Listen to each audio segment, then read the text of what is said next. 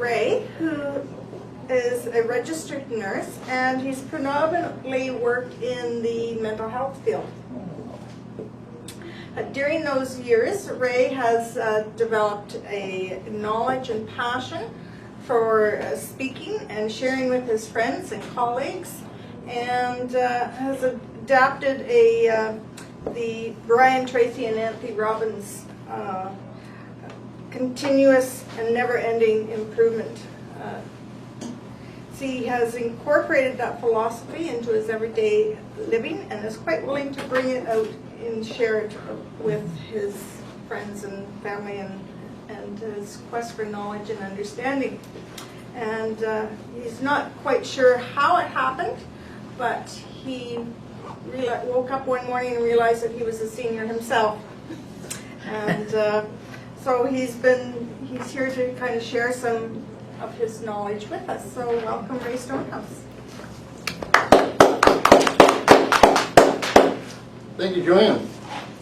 Yes, we're going to be talking about the top 5 strategies for adding abundance to your life as a senior. Now, I mentioned that to I had a friend named Dennis, and I was talking to Dennis, and I told him that I was going to be doing a presentation on this particular subject. And Dennis says, absolutely no way, there's no way you can add abundance to your life as a senior without several $1 million in the bank. Now, Dennis is he retired young, he retired from real estate. And the way Dennis looks at abundance is based on money. Now, there's a lot more to abundance than focusing on money, and this is what we're going to focus on in this particular presentation. So there's 2 aspects to what we're talking about. We're talking about seniors, and we're talking about abundance. Now, we have, how many seniors do we have in the room here? Do we have some? Do you remember when you became a senior? Do you remember that? Is it Not really. fresh in your memory? Yeah, that's part of the challenge, is that we have this idea that anybody over 50 years old is perhaps a senior.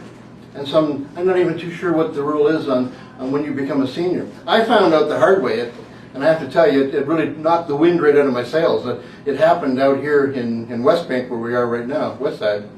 I was on my way to work. I work in Penticton. And I dropped off at the local Tim Hortons. And I had one of those discount cards, $5 discount cards. And I ordered a cup of coffee and ordered a couple donuts. So the young girl behind the counter, she says, that will be $3.98, and you saved 59 cents for your senior's discount. And all of a sudden I go, what? Senior's discount? And then all of a sudden 3 different thoughts came into my mind, as a whirlwind right away.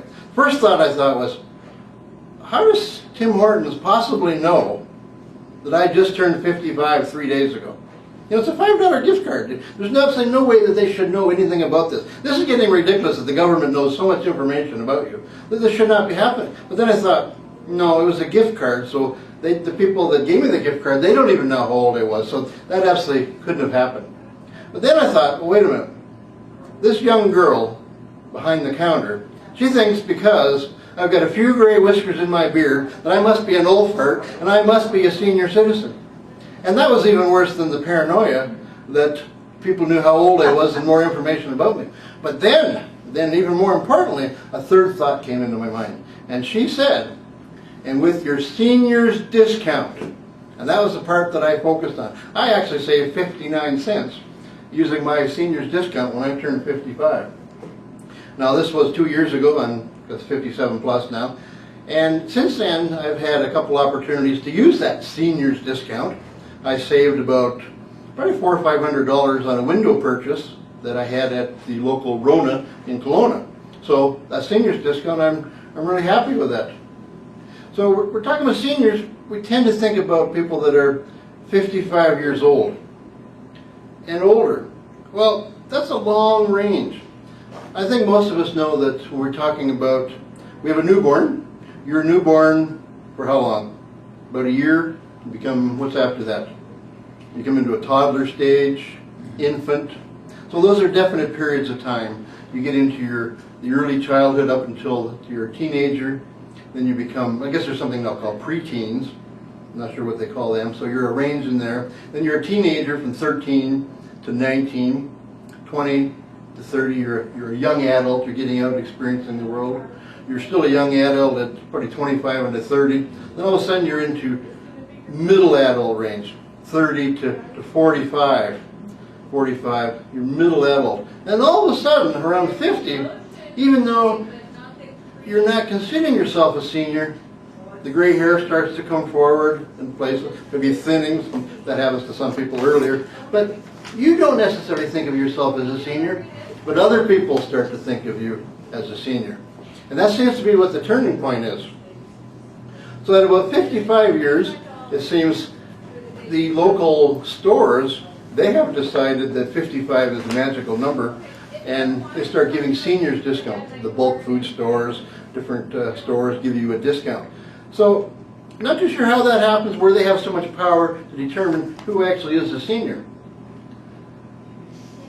The statistics say that if you are a 65-year-old man right now, that statistically you are going to live until you're 82 years old.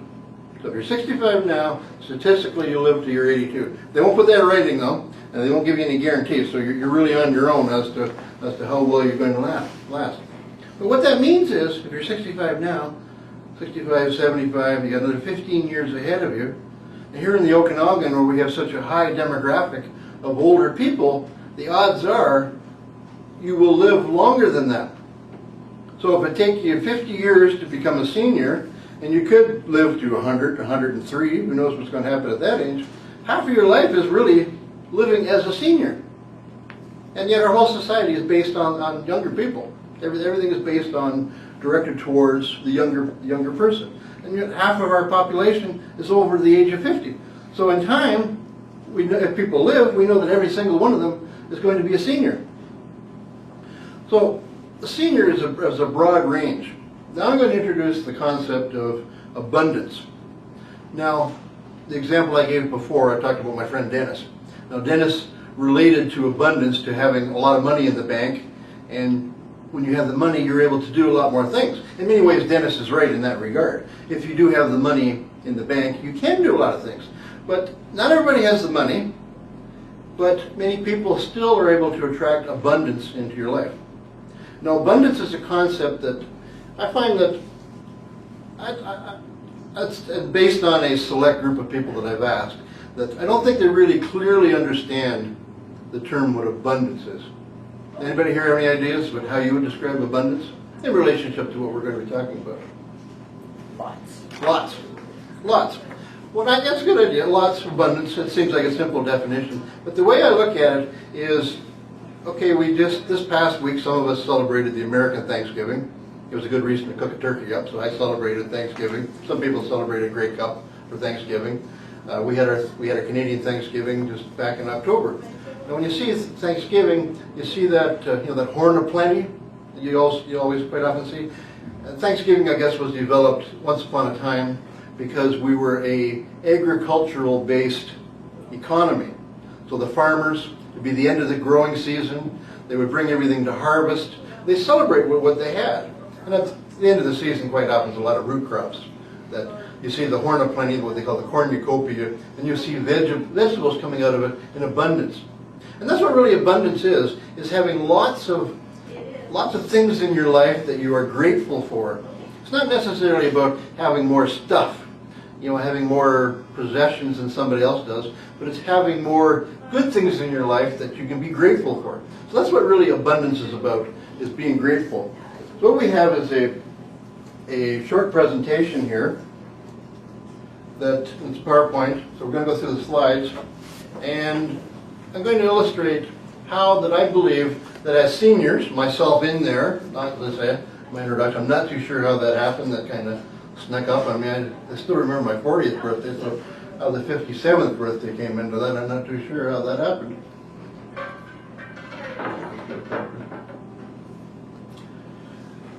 This isn't based on any scientific. This is the world according to Rae Stonehouse. This is, as my introduction, I've worked nursing for a long time. I've worked in nursing going over 34 years, and then most of that I worked in psychiatry. So I work with people on a day-to-day basis. So the things that we come up with are my view of the life that I think that if I apply them to my life, I'm going to live a life of abundance, and that's the reason I'm sharing with everyone here. So you need a reason to get up in the morning. For some people, it's to go to the bathroom. That's really it is. That's the reason to get up. But you need to have need to have more than that.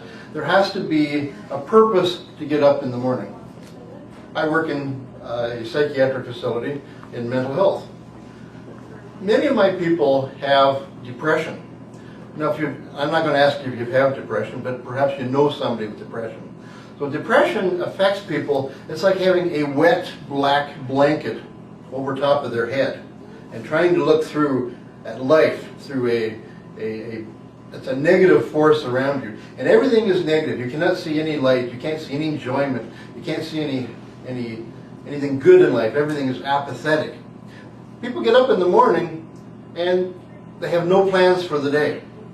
So one of the things I have to do first thing in the morning, and I've done it year after year because that's what my job is, I pass morning medication. People come out to get their medication at 8 o'clock in the morning. And some of them are half awake, some are half asleep, some haven't had their coffee yet, some are really in a fog or in a blanket, this black blanket, and some are really depressed. So the people that are really depressed, one of the things that I have to do as a registered nurse is I very much we have multiple roles. As a registered nurse, I'm a teacher, I'm a caregiver, I'm a nurturer. I have to be not a disciplinarian person, but I have to be in charge. I have to run the facility. You wouldn't think of it as a nurse. I also have to be a cheerleader. Now I want you to think about me in my little outfit and my pom-poms, and and I didn't wear that. Don't think I haven't worn one though. But I have to encourage my patients, my residents, to try and change their mindset, to think about something else in life.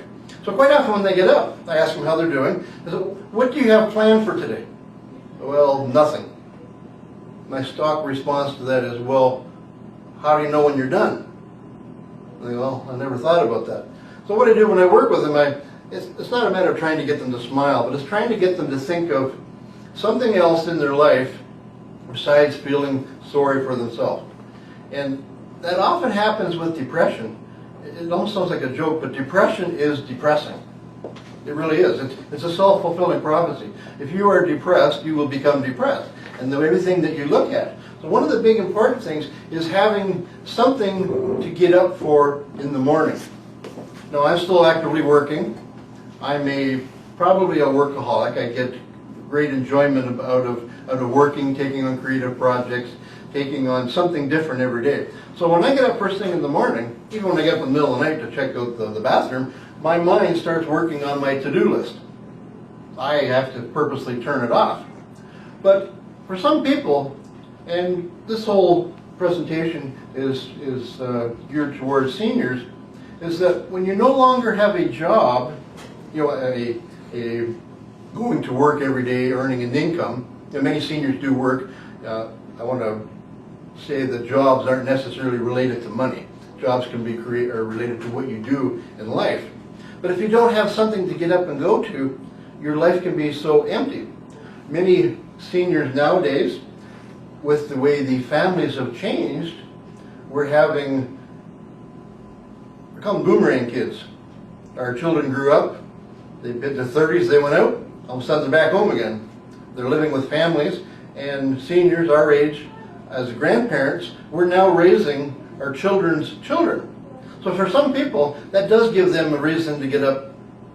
Well, I was talking to one woman, it gives her a reason to get up at 4 in the morning. 3 kids under 5, that's not what I would want to do for a reason to get up. But people need a reason to get up in the morning. It could be, some people have hobbies, some people they do volunteer work in the community. It could be volunteer work in your faith, your church, getting out and helping somebody else.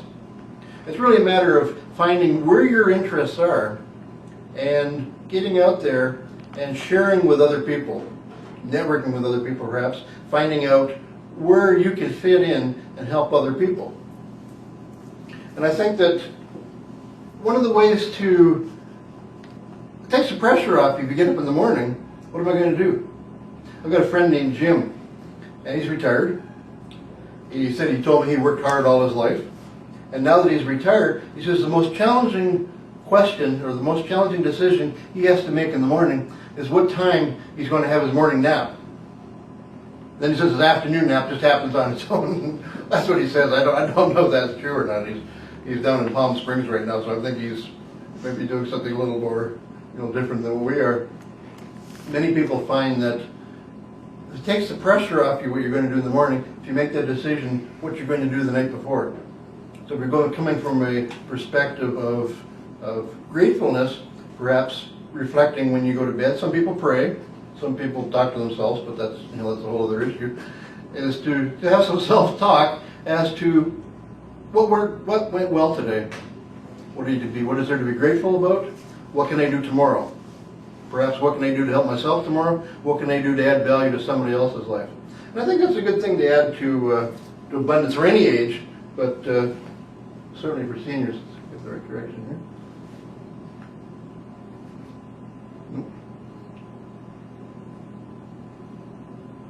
Can't wait to see what's up next. Okay, the law of attraction. Now, sometimes this is a new concept. Has anybody you heard of the law of attraction? No? You heard of the law of attraction? How about you, Phil? You heard of the law of attraction? Okay. You probably have. You probably have, but you probably haven't heard of it in that term there of the law of attraction. The law of attraction is a law like gravity. Whether you believe in gravity or not, it's there. We don't even think about gravity. As long as gravity's working, we're fine. We don't even give it a second thought. But if it wasn't working, all of a sudden everything in this room started to be going weird. We started to be floating. Now the law of attraction has probably been around since the time somebody thought of it and said, let's create a law of attraction. What you probably know it as is what you think about comes about. You create your own reality. You heard those kind of thoughts before? Henry Ford, who was the auto manufacturer, invented the Ford cars back around the turn of the century, he had a saying that says, whether you think you can, or whether you think you can't, you're right. So if you think you're going to have a bad day when you get up in the morning, guess what? You are going to have a bad day. That's a self-fulfilling prophecy. I don't know, my mother, like many mothers, would have superstition. There's some things that you don't do. You probably know some of them, the salt shaker falls over, I think it's over the right shoulder, you had to do something. If a knife fell to the floor, that means a man was coming to visit, a fork was a woman, spoon was, well, my family was a little bit weird. But other things that she did was, you don't talk about something bad. You don't talk about something in a negative way, because it might happen. And that's in the belief that it's a self-fulfilling prophecy. So that's looking at the law of attraction from a negative way. Don't do something, touch wood, or you ever see those, you've heard those expressions before? What you're trying to do is you're neutralizing the bad thoughts. Well, if the law of attraction works on the negative side, the law of attraction also works on the positive side. And I know for a fact that it works. I could easily do a 3-hour session just on the law of attraction, on things that I put out into the world that have come back to me in abundance and have added to my life. I put out that I was looking for more speaking opportunities several years ago, and now they're coming fast and furious. Today I will have 3 speaking opportunities from this morning, the networking session, presenting here this afternoon, and then one this evening. So these kind of opportunities are coming my way. I put out to the world that I wanted positive people that were able to add to my life, that I was able to give to their life. Those opportunities are coming my way fast and furious. I put out there that I'm hoping that money's going to come my way in abundance. It's not coming as fast and furious as I would like it to, but it's out there, and I know that it's when I'm ready for it, and I'm ready for it, the money will start coming in. So the law of attraction is going to be working whether you think about it or not, or whether you think it's not going to or not. So you can control that to a certain extent. So the idea would be to put positive thoughts out there. Your universe is listening anyways, so you might as well put positive thoughts. It can be very scary how powerful it was. I hadn't planned on this in the presentation, but I'm driving a new truck right now because of the law of attraction. I had truck envy. I was in an intersection in Kelowna 2 years ago, and a nice shiny red truck went by. And I thought, geez, wouldn't it be nice to have a nice new truck? Within 10 days, I was driving a new truck. And all that had to happen was I had to leave Penticton at 7 o'clock in the morning, driving home from night shift, hit some black ice, spin around 3 times, smash into a ditch, have the wheels fall off my truck, my windshield smashed, my truck totaled, and I was driving a new truck. I joke about sometimes that I could be an entrepreneur and sell these tinfoil helmets to keep the universe from reading people's brains. So the universe is listening, so you have to be careful. You have to be careful what you're thinking. So the law of attraction is working. So you create your own reality. So the last sentence there is really profound. What's your current reality? Are you happy with what you have in life? Could you be doing something differently? Could you be helping some other people? So you need balance in your life. I think some people understand balance better than others. This is it's not based on any science. I tend to think that women understand balance better than what men do. Men, we go to work, we come home, we go to work, we come home. And that's generalizing, but I know a lot of men have said that. Their entire life has been working and going home. The wife has looked after the child rearing, raising the family, doing the housework, and now many of them, of course, having their own careers, I wouldn't say second income. It's a second income, yes, but in many cases it's first income, because we also have single parent families. So the wife, the woman is going out there as the bread earner, and they still have all these jobs to do when they come home. So they understand balance. To them, balance is a juggling act. I've got to do this, I've got to do that, I've got to do this. So what happens is, many men, when they retire, their identity or their persona throughout their working career has been based on what they do for a living. Now, I used to introduce myself, hi, I'm Rae Stonehouse, I'm a registered nurse. Because that's what I saw myself as, a registered nurse. As a man, we tend to view ourselves as what we do for a living. Now, quite often when I ask people, when I'm meeting new people, I ask them what they do for a living. I ask you, Phil, what you did for a living. Because it helps give me a reference to what that person has. And it is a quick generalizing, because the person tells me what they do. That doesn't really define the profession, it doesn't define that person, but it gives me a reference point where I have something in common to build upon with those people. My father, as an example, worked in a factory his entire life. It's a bartending, but he was in a factory. And he was in a position, he was in a union position, and people used to go to him to solve problems. And he got his identity based out of that. He tended to be kind of a, when you think of the bad ways unions are, the heavyweights, that's exactly what he was, and unfortunately. But that's the way his persona, that's how he viewed himself. So when he retired, he didn't have that part of his life anymore.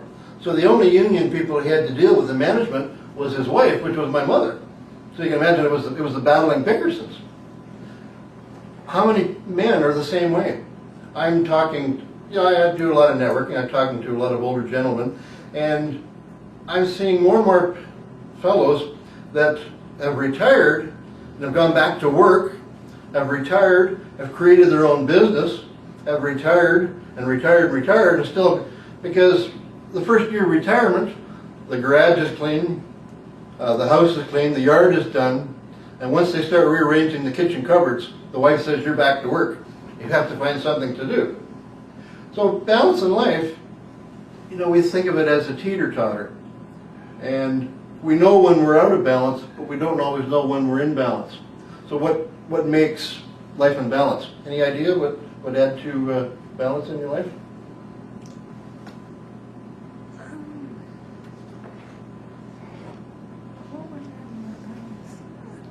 No, what are you doing Sunday? Just have What are you doing Sunday? time for myself. Mm-hmm. Time for yourself, but do you go to church? I go to church, yeah. Quite often, people's faith, their denomination, that adds a balance to their life. It gets them touch of their spiritual side. It gives them some time with family, some friends, something for people that have something in common, some happy times, balancing it out with some of the workload side of things. We get so easily we get bogged down with what we do What do you do, Phil, for balance there? I get up, for balance, I get up fairly early in the morning, and that's my quiet time. I turn the TV on, no sound, and I have my coffee and just sit there and just totally relax. And actually, that's a very popular one. I know when I was working more often, I had a job that was more of a Monday to Friday style job, and getting up early, having that cup of coffee, or reading the newspaper, even that 20 minutes to half an hour downtime to recharge. Now I find my downtime is if I stop thinking, I fall asleep right away. So my downtime is actually sleeping. Go in the right direction. I think this is a big one for any age, let alone seniors. You got to exercise your brain. More and more scientific research is coming out that, the old story, you can't teach an old dog new tricks. Well, you can. Not that any of us as seniors are old dogs, but we can be taught new skills. More and more seniors are taking on educational programs. I don't know if it still exists, but there is a program that I've had several of my friends have been involved here in the Okanagan called OILER. Have you ever heard of OILER? It stands for Okanagan Learning in Retirement. And I would strongly suggest checking it out, because I'm not sure if it even still exists. But what OILER is basically a group like this. The group would get together, and one person in that group would serve as a teacher. But it's very much an informal educational program. So let's just say you had, as an example, say you had an interest in the Canadian Constitution. So you would go out and you would research everything that you knew about the Canadian Constitution. Then you would come back to your group of fellow seniors, and you would do a classroom presentation on everything that you learned on that particular. So it's an informal way of learning. In some ways it reminds, like I'm very strong in Toastmasters, so it's very, very similar to what we do there in a smaller version. But a person would research any given subject of interest and come back and field a question and answer period to their fellow students. So what that does for you, one, it continues to network, you have a chance to meet with people. It also keeps your brain active because you're doing research, and nowadays, of course, we've got computer, we've got access to the internet. The world is truly at our fingertips. Truly, the information, it is, the information highway, it is out there, the information. And you could literally spend your entire life logged onto a computer getting more information. That's according to what my wife says anyways. That's where I get out of balance, is too much time on the computer. Things like reading books, perhaps listening to radio shows, watching. I'm not too sure what to think about television. Television, there's pros and there's cons. Does it exercise your brain? Any thoughts? Would you agree? Do you think it exercises your brains? Yeah, I do. Yes and no. I do. Yes and no. Depends on what you watch. Yeah, I'm very much into quality over quantity. I don't watch American sitcoms. I think they're absolutely banal. They're a total waste of my time. Yet I do like British sitcoms, because there's a difference there. They laugh at the situation rather than picking on the person, and I don't like that style of humor. So that's a balance. Having a good laugh in your life, gets you thinking. Some of the National Geographic shows or documentaries where I learned something, or something, a documentary that I don't have any knowledge about. So that would be exercising my brain. Crossword puzzles, jigsaw puzzles, those ones that have been, word jumbles. I don't understand those ones. My mother likes doing them. I don't, you got to find a word, and I find them, I don't know, not as much fun as she does. Sudoku. Those ones I don't quite understand, and I've tried doing. You familiar with Sudoku? Yeah. I don't quite understand those. It's trying to find words and using up so many. But what they do is they use your mental faculties. So the more you practice, the more skill you use it. Our brain cells don't reproduce. We don't get any new ones as we get older. We get less, but we can still increase our intelligence. And I haven't got the research in my hand, but they're saying that the more you use it, the less chance that you have of developing a dementia, like Alzheimer's. Or, do you have any comments on that, Joanne? Since you, I've heard that also, but by being more active, that it certainly helps alleviate some of that. And diet's another big thing that's huge. So use it or lose it. Now, be proactive about your health. Now, I'm a registered nurse, so you can expect that somewhere along the line there had to be something in here about healthcare. And you're going to like this part here. So we found out at our last presentation is that, as I say, this is my belief. We have a illness system. We call it a health system. But it's not a health system. It's totally based on illness. Because when you are ill, you need treatment, you need help. Places like drugstores, places like pharmacies, drugstores, doctors, those are the places you go to when you are ill. Government, the healthcare plan only pays to get treatment when you are sick. If you want to go to a healthcare practitioner when you are well, perhaps a holistic practitioner, you're going to have to pay for that on your own, because our healthcare system pays for sickness. Now, there's a lot of money involved in the healthcare system.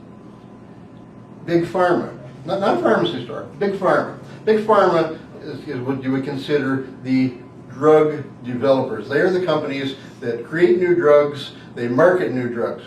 Now, I think many of us, perhaps that have grown up in our generation, we've had this belief that mankind is developing to the point that the drug company and healthcare is going to improve, that we're going to live till we're 120 years old.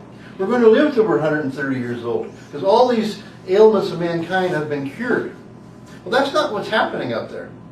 It's been a monetization of the entire system. The drug companies aren't so much interested in solving our problems. They're not so much interested in curing. They're interested in selling us their cure. So their mandate, and you like to think that it's a very altruistic mandate to solve all the problems of mankind, cure plague, cure all of it. It's not. They are to have a good, positive, solid return of investment for their shareholders. They want you to continue to buy their medication. And they're getting very desperate at trying to find ways to make it work. All of a sudden, one of the things that they're doing now, and you know, as a pharmacy, you'll know that you have drug reps come in on an ongoing basis. They have massive budgets to be able to support their medications that they have. If you go to any medical practitioner or doctor, they would likely have a room the size of this that is just full of free samples. And the more that they give the free samples, there are perks for them. So there's kind of a conflict of interest. And yet on the other side of it, we have an alternative healthcare system where we have, I did some research on it, and there are some 26 different fields of alternative medicine that are not considered mainstream. So what that means is that they don't get funding through the government. Now, some of the ones that might surprise you, surprise me, chiropractors. Did you know that chiropractors are not considered mainstream medicine? They're still considered complementary medicine. So you get into that whole field of hypnotherapy, Reiki, reflexology, ear candling. I still wonder about that one. There were some 26 different fields of alternative healthcare medicine that people have available to them. And for whatever reason, BC, statistically, is more likely, a citizen of BC is more likely to try out alternative medicine than anywhere else in the country. I think Quebec might have been the second one. So we're open to these kind of ideas in our province. So being proactive. Well, not everybody has a healthcare background. Not everybody's a nurse or social worker, a psychologist, a doctor. Quite often, many people have a nurse or healthcare person in their family, so they've got somebody to go to. Now, this whole presentation is geared towards seniors. What about that senior living out in the community? Who do they got to go for? Who can they talk to if they don't have somebody in their family? They have to go to their doctors. Now, I'm talking specifically about the generation of seniors that are older than me. My belief, and I could be generalizing, but what I have found is that the generation older than me tends to look at their physician as gods and Conversely, the doctors of that age tend to think of themselves as gods too. So if you went to your doctor and said, you know, I'm not sure about this, they say, take a pill. Take a pill because I say take a pill. So there's quite often not a lot of dialogue. And as I say, that's stereotyping somewhat. A lot of doctors are like that, but a lot of the newer generation of doctors are not like that. And there are older doctors that are quite often will say, you know, if you need a second opinion, I've got a colleague, we'll send you to get a second opinion. They're open to that. Others, their ego gets tied into it, but that's human nature. That's not really fair to pick on doctors. But you need to be proactive on yourself. We are in the information age, the information highway. Computer, you can punch in almost any ailment or disorder or symptom that you'll have, and you'll find some information on it.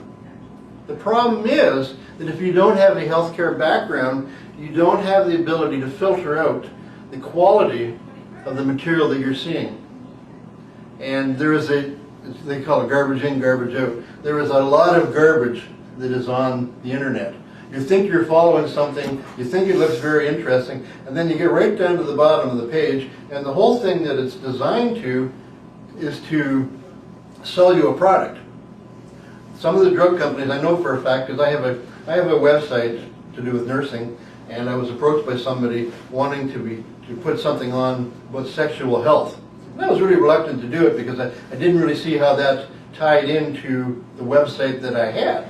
But I did research on it, and I found out that the company has about 150 different websites that they're using, you call landing pages. The idea is they're not selling anything, but they are an international, multinational pharmacy company online, and they're just going around all these different websites trying to draw traffic. So the information that they had, it might have been valuable, but I don't know about what they're trying to do for me. Are they trying to get market? You know, I'm into marketing, so I understand that, but I don't like the sneakiness part of it. And there's some absolute bad information that's also out there. So you really have to be careful. Some of it's called anecdotal. I guess when you're talking about medical treatment, you're talking about medication, drugs.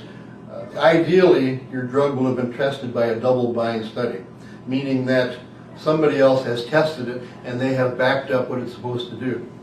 A lot of the stuff that comes out there has not been that way. So some of the ideas can be extremely dangerous for you. So proactive about your health, you talk to your doctor. Even nowadays, if you have some concerns that your doctor's not talking to you about, and you find something on the internet, I'd say print it out, bring it into your doctor and say, you know, I found this on the internet. Don't say, I wouldn't suggest saying, I want you to do something about it. I would say, what do you think about this? Because that's what's happening in the U.S. That's why the Americans, they have their drug ads on TV, where we don't have drug ads up here. People are going in, I want this drug. It doesn't work that way up here. But take it in, have a dialogue with your doctor. So that's really where the proactive part is. If you don't have a nurse or a doctor in your family, is finding somebody in your network who is able to help you with that. And that's really the whole segue into what Joanne is here for. Joanne's business with Caring for You support services. What Joanne does is that she's being proactive for people, for seniors that don't have the resources, they don't have the networks, and she's a community resource that this is what she does. We're going to show the video now, or do you want to speak? Or? Oh, yeah, go ahead. Let's show the video.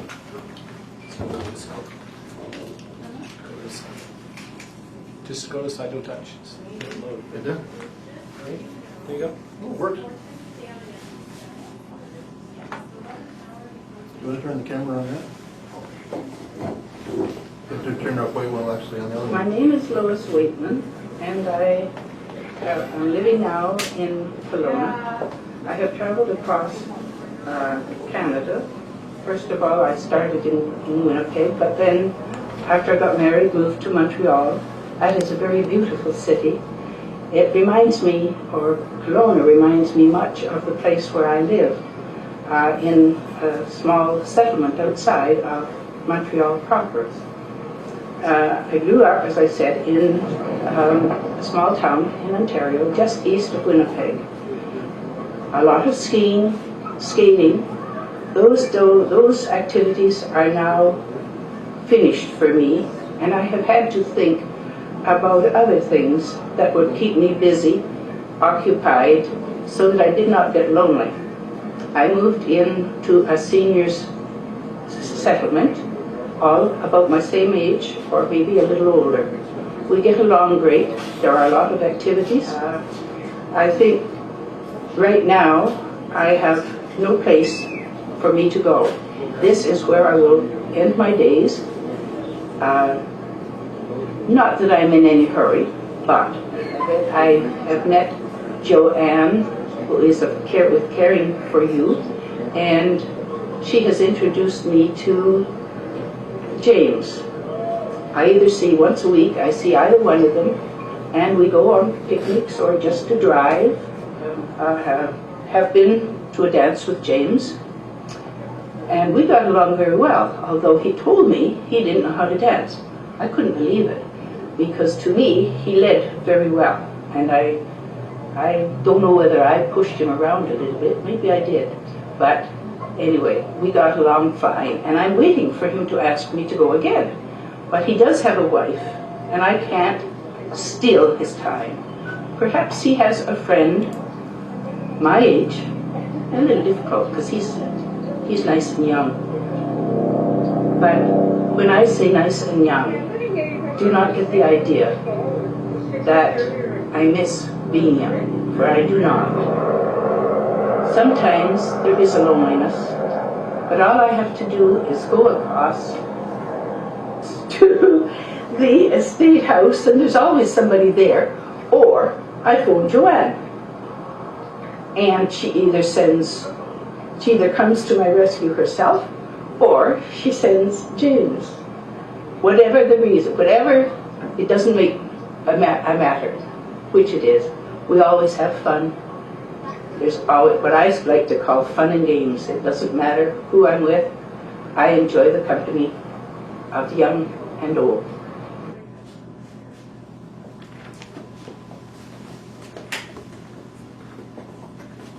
So, thank you, Rae, for speaking, and I hope that you found it informative and, Yes, I enjoyed that. Thank you. got some good information from it.